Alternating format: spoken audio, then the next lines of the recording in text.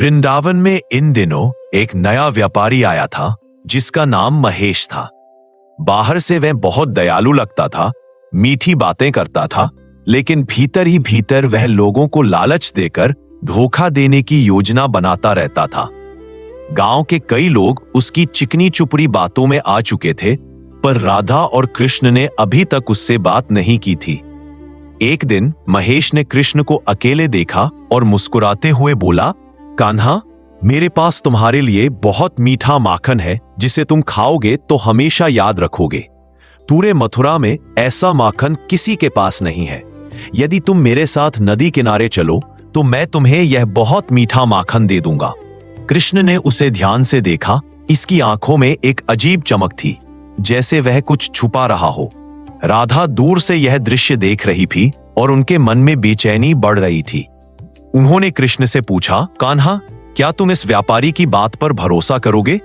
कृष्ण हल्के से मुस्कुराए, राधे, मीठी बातें हमेशा मीठी नियत नहीं लाती, पर कभी कभी सत्य जानने के लिए साथ चलना पड़ता है। महेश भीतर ही भीतर सोच रहा था, आज यह बालक फंस ही गया। लेकिन उसे क्या पता था जिसे वह अपने साथ ले जा रहा है, वह कृष्ण इस संसार में सबसे चतुर है। महेश व्यापारी कृष्ण को नदी किनारे ले आया। रास्ते भर वह मीठी बातें करता रहा। कान्हा, मेरे पास ऐसा माखन है जिसे खाने से मन प्रसन्न हो जाता है। इसे पाने के लिए लोग सोने चांदी देने को तैयार रहते हैं, लेकिन तुम तो मेरे विशेष मेहमान हो। कृष्ण शांत मुस्कान के साथ उसकी बातें सुनते रहे, पर मन में सब समझ चुके थे। राधा थोड़ी दूरी पर उनसे नजर बनाए हुए थी। उनका दिल बार बार चेतावनी दे रहा था, इस व्यक्ति पर भरोसा नहीं किया जा सकता। नदी किनारे पहुंचते ही महेश ने अपनी असली योजना दिखाई। उसने नाव की रस्सी खोल दी और कहा, अब तुम मेरे साथ नदी के बीच चलो। जब नाव एकदम नदी के बीच में आ गई तब व्यापारी बोला, बच्चे, अगर तुमने मेरी बात नहीं मानी तो तुम्हारा वापस लौटना मुश्किल होगा। महेश मन ही मन खुश था, अब ये बच्चा मेरे नियंत्रण में है। लेकिन कृष्ण हल्के से हंस पड़े। उन्होंने कहा, व्यापारी जी, मुझे आपकी बात पर विश्वास था, पर मैं अपनी बांसुरी और थैला पेड़ के पास भूल आया हूं। उसमें वही सोने के सिक्के हैं जो आपको चाहिए थे। आप चाहें तो हम वापस चलें, आपका लाभ भी हो जाएगा। महेश ने सोचा, बिना सोने के सिक्कों के इस बालक का मैं क्या करूंगा, मुझे वापस तो जाना ही पड़ेगा। महेश लालच में तुरंत मान गया। नाव मोड़ते हुए उसने सोचा, पहले मैं इस बालक से सारे सोने के सिक्के ले लूंगा और फिर इसको यहां छोड़कर भाग जाऊंगा। नाव वापस किनारे की ओर मुड़ी तो महेश के चेहरे पर लालच साफ दिख रहा था। वह बार बार सोच रहा था, जैसे ही सोने के सिक्के मिल जाएंगे वैसे ही मैं इस बालक को छोड़कर भाग जाऊंगा। लेकिन कृष्ण शांत थे, मानो जैसे उन्हें पहले से ही सब पता हो। राधा किनारे पर खड़ी थी और उनकी आंखों में अब चिंता से ज्यादा विश्वास झलक रहा था। कान्हा कुछ बड़ा करने वाले हैं। किनारे पहुंचते ही कृष्ण आगे बढ़े और पेड़ की ओर जाने लगे। महेश उनके पीछे पीछे चला ताकि वह कृष्ण से अकेले में सोने के सिक्के छीन सके। कृष्ण पेड़ के पास जाकर बोले, व्यापारी जी, मेरा सोने के सिक्कों का थैला इस डाल पर रखा था, पर लगता है कोई इसे ले गया है।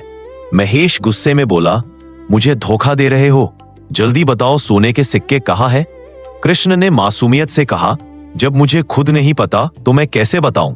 लेकिन एक उपाय है, शायद पेड़ की ऊंचाई पर दिख जाए, आप ऊपर चढ़कर देख ले। लालची व्यापारी तुरंत पेड़ पर चढ़ने लगा। ऊपर चढ़कर व्यापारी ने देखा कि यहाँ तो एक जहरीला सांप है। अब व्यापारी जब भी पेड़ से नीचे आने का प्रयास करता तो सांप उसके पास आने लगता। अब व्यापारी सांप के सामने बैठा था और वह बहुत डरा हुआ था और अब वह अपनी गलती पर पछतावा कर रहा था। कृष्ण ने नीचे से रस्सी खींचकर उसकी नाव को नदी में धक्का दे दिया। नाव दूर बहने लगी। अब व्यापारी पेड़ पर लटका रह गया, ना नाव ना भागने का रास्ता। कृष्ण मुस्कुराए, कभी कभी जो जाल हम दूसरों के लिए बिछाते हैं उसी में खुद फंस जाते हैं। राधा दूर खड़ी यह देखकर हंस पड़ी, यही कान्हा की असली लीला है। पेड़ पर लटका महेश डर से कांप रहा था। नीचे राधा हंस रही थी और कृष्ण मुस्कुरा रहे थे। उसी समय कुछ गांव वाले वहां से गुजर रहे थे।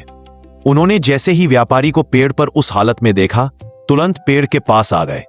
एक बूढ़े गोप ने पूछा, कान्हा, ये आदमी पेड़ पर क्यों चढ़ा बैठा है और इसकी नाव नदी में क्यों बह रही है?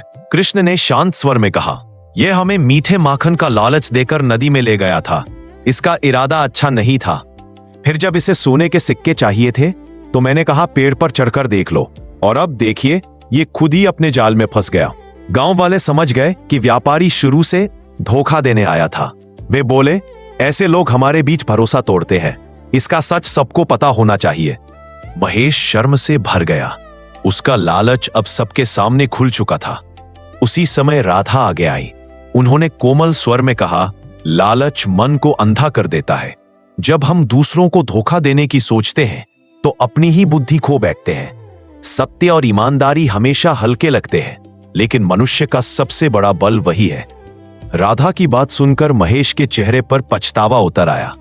उसने धीमे स्वर में कहा, मुझे क्षमा करें, अब से मैं किसी को भी लालच या धोखे से नहीं फंसाऊंगा। राधा कृष्ण सब जानते थे कि यह मोड़ उसकी जिंदगी बदल देगा। भगवान कृष्ण ने बांसुरी बजाई और सांप पेड़ से नीचे आ गया। यह देखकर महेश चौंक पड़ा और वह भी धीरे धीरे पेड़ से नीचे उतर चुका था। अब वह समझ चुका था कि कृष्ण कोई साधारण बालक नहीं है। उसकी आंखों में पछतावे के आंसू आ गए। भीड़ चुपचाप देख रही थी कि कृष्ण अब क्या निर्णय लेंगे। कृष्ण धीरे धीरे उसके पास आए और बोले, महेश, गलती हर कोई करता है, लेकिन उसे स्वीकार कर सुधारना ही मनुष्य को सच्चा बना देता है। महेश टूटे स्वर में बोला, मैंने लालच में आकर आपको हानि पहुंचाने की सोची।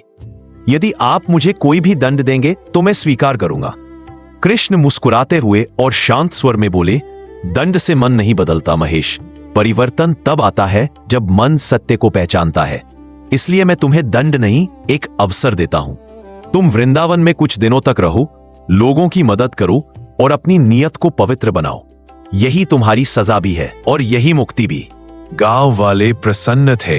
कान्हा का निर्णय कठोर भी था और करुणामय भी। राधा आगे बढ़ी और बोली, कभी कभी जीवन हमें गिरने देता है ताकि हम समझ सकें कि उठना कैसे है। गलती से बड़ा कोई पाप नहीं, परंतु गलती सुधारने से बड़ा कोई पुण्य भी नहीं। महेश की आंखों से आंसू निकल आए। वह बोला, आज आपने मुझे जीवन भर की सीख दे दी। कृष्ण ने अंतिम बार कहा, सत्य, बुद्धि और करुणा, ये तीनों मिलकर मनुष्य को उजाला देती है। इन्हें पकड़ लो तो कोई अंधकार तुम्हें छू नहीं सकता। और इसी के साथ वृंदावन में फिर से शांति लौट आई।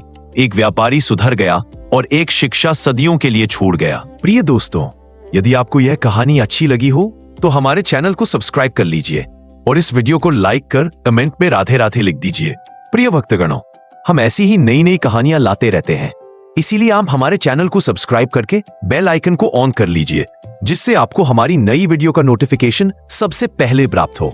और दोस्तों, कमेंट सेक्शन में यह भी बताइए कि आप हमारा वीडियो कहां से देख रहे हैं। राधे राधे प्रिय भक्तों, मिलते हैं आपसे एक और नई वीडियो के साथ। धन्यवाद।